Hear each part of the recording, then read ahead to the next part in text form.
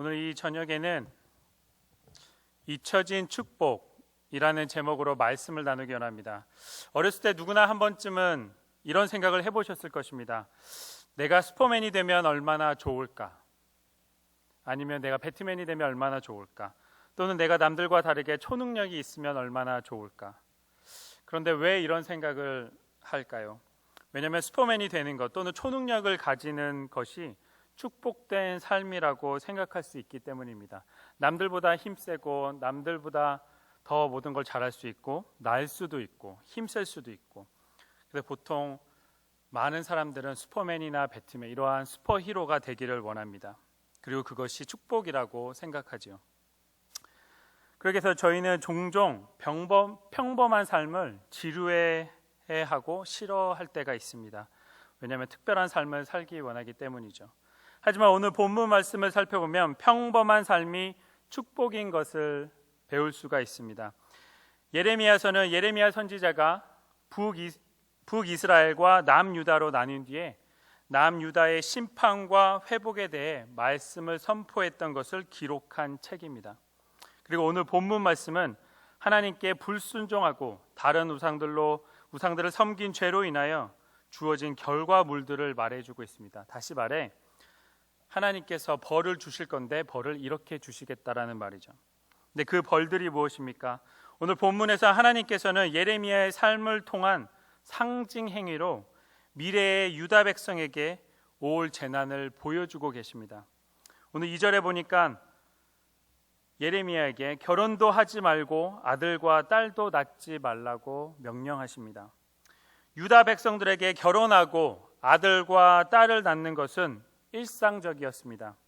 더 나아가 그들에게 결혼과 자식은 복이라고 여겨졌습니다. 예를 들어 시편 127편에서는 가정을 꾸리고 아이가 있는 것은 하나님의 선물이며 상급이라고 말하고 있습니다. 다시 말해 하나님께서 주시는 복이라고 말하고 있습니다. 그래서 성경에서 많이들 예를 들어서 한나 아기를 못 가졌을 때 자기는 저주받았다, 잉태를 못한다 그래서 슬퍼하지 않았습니까? 그렇게 결혼을 해서 아이를 낳는 것, 가정을 꾸리는 것, 이런 것들이 하나님의 축복이었다라는 거죠. 하지만 예레미야와 유다 백성들은 이제 더 이상 결혼도 아이들도 낳으면 안 됩니다. 왜냐하면 그들은 독한 병과 칼과 기근에 죽을 것이기 때문이죠. 내 아내와 자녀가 병과 기근과 칼에 죽는다고 생각하면 누가 결혼을 하고 자녀를 낳겠습니까? 그리고 또 5절에서 하나님께서는 예레미야에게 상갓집에 들어가 울지 말라고 말하시고 8절에서는 잔치집에도 들어가 즐기지도 말라고 말씀하십니다. 지금도 그렇지만 고대 시대에도 우는 것 그리고 잔치를 즐기는 것 등이 일상적인 생활이었습니다. 유다 백성은 아마 자신들이 항상 결혼하고 아이를 낳고 상갓집에 들어가 울며 잔치집에 들어가 즐거워할 줄 알았을 것입니다. 하지만 그들은 평범하고도 일상적인 생활을 더 이상 할 수 없게 될 때가 온다고 오늘 본문의 말씀에서 하나님이 말씀하고 계십니다. 왜냐하면 하나님께서 벌로 그 일상적인 그리고 그 평범한 생활을 뺏어갈 것이기 때문이죠. 하나님께서 주시는 벌의 반대말, 성경에서 벌을 준다, 재앙을 준다라고 했을 때 그거의 반대말은 하나님이 축복을 주신다, 하나님이 복을 주신다라는 말일 것입니다. 그래서 하나님께서 평범하고 일상적인 삶을 벌로 뺏어갔다면 일상적인 생활 자체는 우리에게 주신 축복이라는 거죠. 아마 코로나 바이러스로 인해 이미 많이 깨달으셨을 것이라고 생각합니다.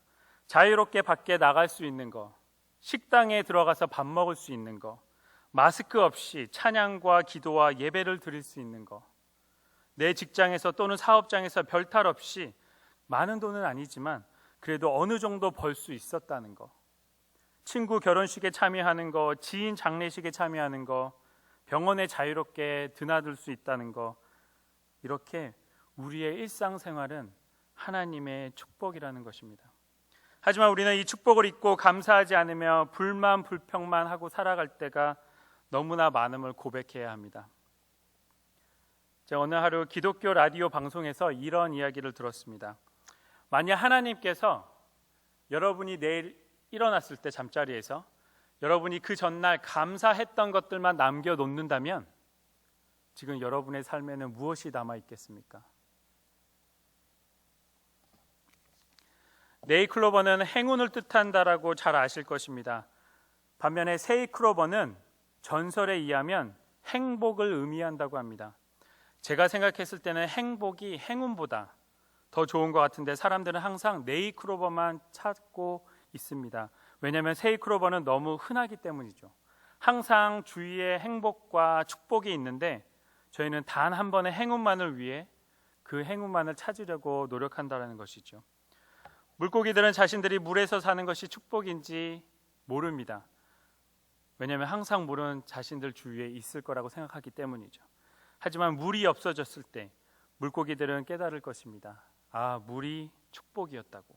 마찬가지로 우리도 산소를 들이마시는 것, 하나님의 축복임을 잘 모릅니다.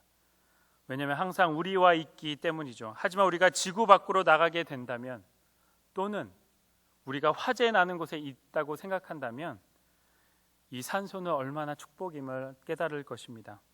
이렇듯 일상적인 삶은 바로 하나님의 축복입니다. 아니, 안타깝게도 잊혀져 가는 축복입니다. 이러한 일상적인 삶, 평범한 삶의 축복들에 대해 나열하자면 아마 오늘 안에 끝나지 않을 것입니다. 그래서 오늘 이 저녁에는 잊혀져 가는 일상적인 축복 중에 한 가지에만 집중하기 원합니다. 5절 하반절부터 7절에 보니까 하나님이 이렇게 말씀하십니다. 내가 이 백성에게서 나의 평강을 빼앗으며 인자와 긍휼을 제함이니 큰 자든지 작은 자든지 이 땅에서 죽으리니 그들이 매장되지 못할 것이며 그들을 위하여 애곡하는 자도 없겠고 자기 몸을 베거나 대머리 되게 하는 자도 없을 것이며 슬플 때에 떡을 떼며 그 죽은 자를 위하여 그들을 위로하는 자가 없을 것이며 그들의 아비나 어미의 상사를 위하여 위로의 잔을 그들에게 마시울 자가 없으리라 라고 말씀하고 계십니다. 다시 말하자면 여러분과 제가 죽었는데도 장례를 치러줄 사람이 없고, 여러분이 죽었다고 울어줄 사람도 없고, 슬퍼할 사람도 없고, 슬픈 일이 있을 때 위로해 줄 사람도 없다라는 것입니다. 한마디로 주위에 사람들이 없을 거라는 거죠. 이것이 하나님께서 인자와 긍휼을 제하여 주신 벌이라면 반대로 축복은 무엇일까요? 바로 나를 위해 위로해 줄 사람, 나를 위해 있는 사람, 나를 챙겨줄 사람, 나와 같이 슬퍼해 줄 사람, 나를 보살펴 줄 사람, 내 결혼식에 와줄 수 있는 사람, 죽었을 때 장례 치러줄 사람 등등, 이렇게 우리 주위에 나를 생각하고 나를 위해 있는 사람들이 하나님이 주신 축복이라는 것입니다. 하지만 역시 잊혀져 가는 축복이지요. 항상 주위에 있어 항상 언젠가 계속해서 있을 것 같은 사람들은 축복이라고 느껴지지 않는다라는 거죠. 많은 분들이 있겠지만 그 중에 저희에게 주신 축복의 분들은 누구일까요? 저는 무엇보다도 바로 가족이라고 생각합니다. 제가 애리조나에서 공부를 할 때 너무 스트레스를 받아 하루는 이런 생각을 했습니다. 아, 정말 이 세상에서 중요한 것이 무엇일까? 물론 첫 번째는 하나님이었죠. 하나님 외에 중요한 것이 무엇일까? 그래서 그 당시에 교회에 있던 집사님과 장로님들에게 제가 돌아가며 장로님, 지사님, 가장 중요한 것이 하나님 외에 뭐라고 생각하십니까? 라고 여쭤봤습니다. 그랬더니 한 분도 빠짐없이 하나님 외에 그 다른 게 중요한 게 뭐라고 물어봤을 때 다들 가족이라고 말씀하셨습니다.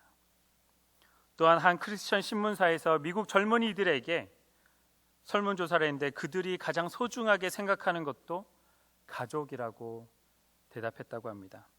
이 가족은 우리 곁에 항상 있지만 우리는 얼마나 이 축복과 행복을 감사하며 누리시는지요. 여러분 잘 아실 수도 있고 모르실 수도 있는데 2009년에 미국의 두 기자 윤아리랑 로라 링 씨가 중국에 취재하러 갔다가 북한군에 잡혀 감금되었던 뉴스를 들어보셨을 것입니다. 그들은 빛도 들어오지 않는 감옥에서 몇 달을 지내고 재판 결과 12년의 노동징역에 선고가 되어 거의 삶의 희망을 잃을 뻔했습니다. 하지만 미국의 전 대통령이었던 빌 클린턴이 북한을 찾아가 그 두 여기자들을 데리고 다시 미국으로 돌아오게 되었죠. 그리고 그 두 기자들이 미국에 발을 들여놓는 순간 그녀들은 다른 거 다 팽개치고 그 가족들에게 달려가 결사안고 울었는 것을 신문에서 많이 보셨을 것입니다. 그들은 다른 것보다 나는 가족들과 이제 시간을 보낼 거니 방해하지 마십시오 라고 말하며 가족들과 전보다 더욱더 끈끈한 시간을 가졌다고 그렇게 신문 기사를 읽었습니다. 왜냐하면 자신들이 가족과 떨어져 있을 때 가족이 자신들에게 축복이라는 것을 절실히 깨달았기 때문이죠. 사람들은 바쁘게 지낼 때는 모르는데 자신이 죽음의 문턱에 왔을 때 무엇인가를 후회한다고 합니다. 그래서 오스 슈이치라는 하스피스 전문의가 쓴 죽을 때 후회하는 25가지 중을 보면 사람들이 무엇을 후회하는지 볼 수 있는데 그 중에 5가지만 잠깐 나누기 원합니다. 5번째는 사람들이 죽기 전에 하는 말이 내가 나쁜 짓을 하지 않았더라며 하고 후회한다고 합니다.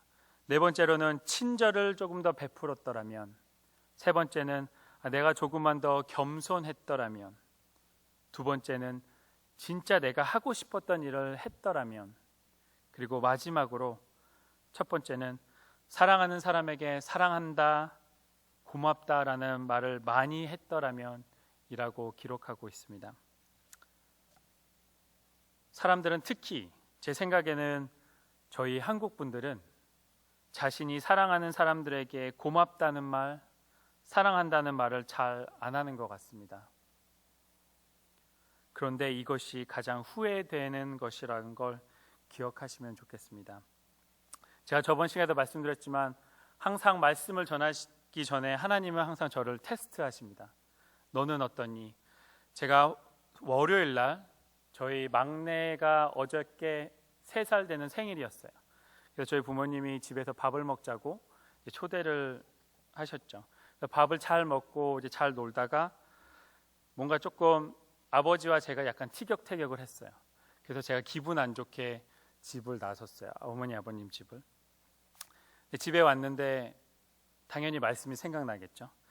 근데 저도 자존심이 있고 저희 아버지도 자존심이 있고 이래서 서로 아무 말 없이 그날을 지냈지만 밤새 마음이 편치 않았고 그 다음날 아침에 일어나자마자 아버지께 어머니께 기분 나쁘게 가서 죄송하다고 이렇게 말씀을 전했어요. 근데 거기에서 끝나는 것이 아니고 이제 오늘 말씀처럼 사랑합니다, 고맙습니다라는 말을 이제 카톡으로 이제 하려고 하는데 자주 안 하던 거 보니 안 하니까는 그 말 하기도 되게 생뚱맞고 이런 생각이 드는 거예요. 그래서 어떻게 했겠습니까? 제가 이모티콘으로 하트가 뿅뿅 달린 이모티콘으로 달려서 사랑한다는 표현을 간접적으로 했습니다. 말씀을 맺겠습니다.